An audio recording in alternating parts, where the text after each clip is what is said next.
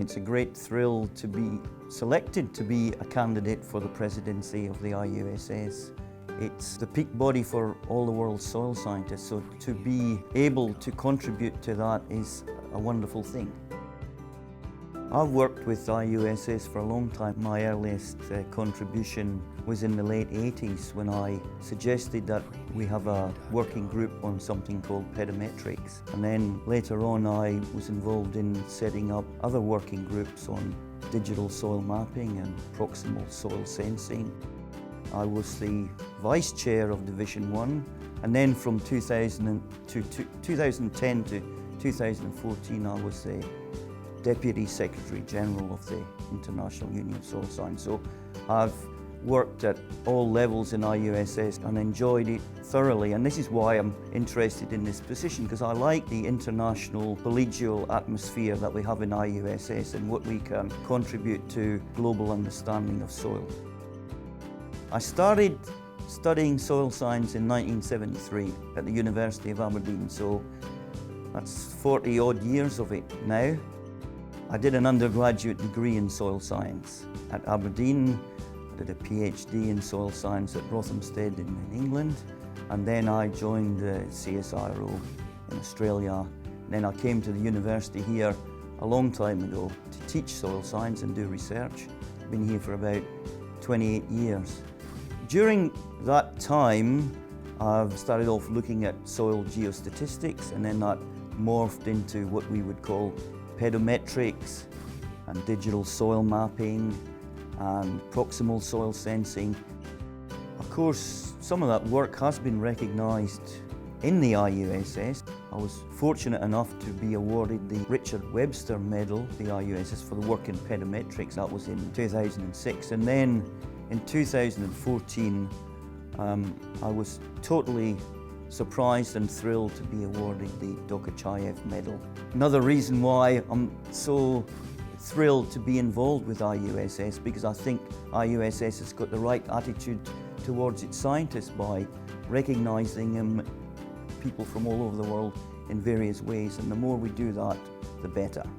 Recently I was elected as a member of the Australian Academy of Science. I think this was a wonderful accolade for soil science, because there are so few soil scientists in the various academies around the world. So I actually gave a talk there about some of my work. I found after I gave the talk that the people who worked on medical science and gravity waves and nanoparticles were just as happy to hear about soil as they were about what they were doing themselves. One of the main things I'm working on at the moment is soil security. Soil security is just an extension of things that other people have done. We know the work on soil quality and soil health, soil awareness, soil protection, soil governance. Soil security is just a concept that tries to tie all of those together in some systematic way so that we can get an overall biophysical, social, economic and political view of the importance of soil and why we should care for soil.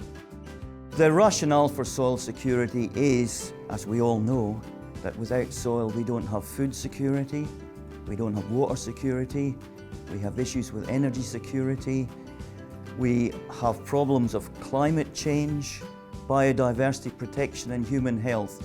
Soil security recognises all of these existential problems and suggests that soil has a part to play in all of those, in the solution of all of those. But more than that, soil itself, the security of soil itself, is an existential issue for the planet.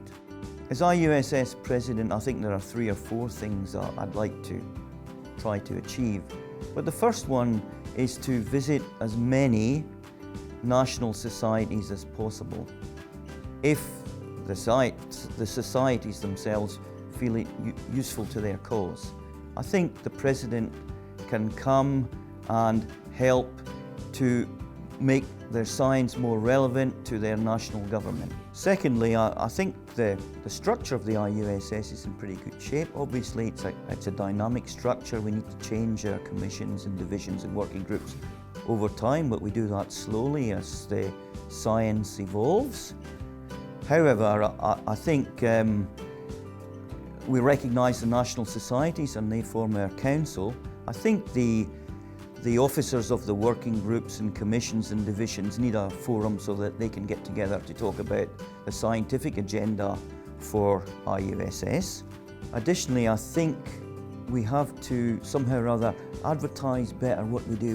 We have so many meetings per year, 20, 30, 40 meetings. We do such a lot of work in soil science all across the world, and yet somehow we don't advertise it well enough. We concentrate a lot on our Congress every 4 years, and that's a very important meeting, but we do a lot more than the Congress. We do it every year. We have meetings every month somewhere in the world, and we just need to get it out that we're doing all that work.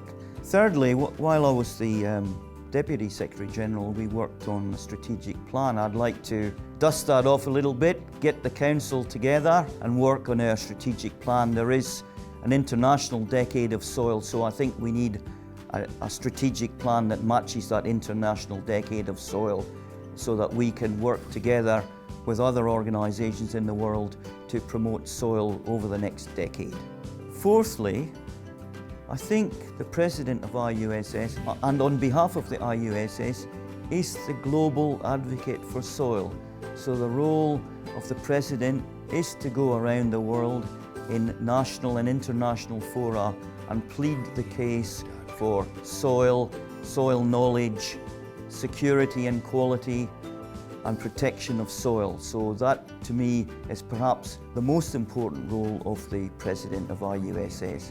We have to seriously get into scientific and policy fora and talk about the importance of soil. So it's crucial in the 21st century that we have and continue to grow our understanding of soil, and we have to do that in a multidisciplinary way. We have done a lot of work on the biochemical, physical aspects of soil.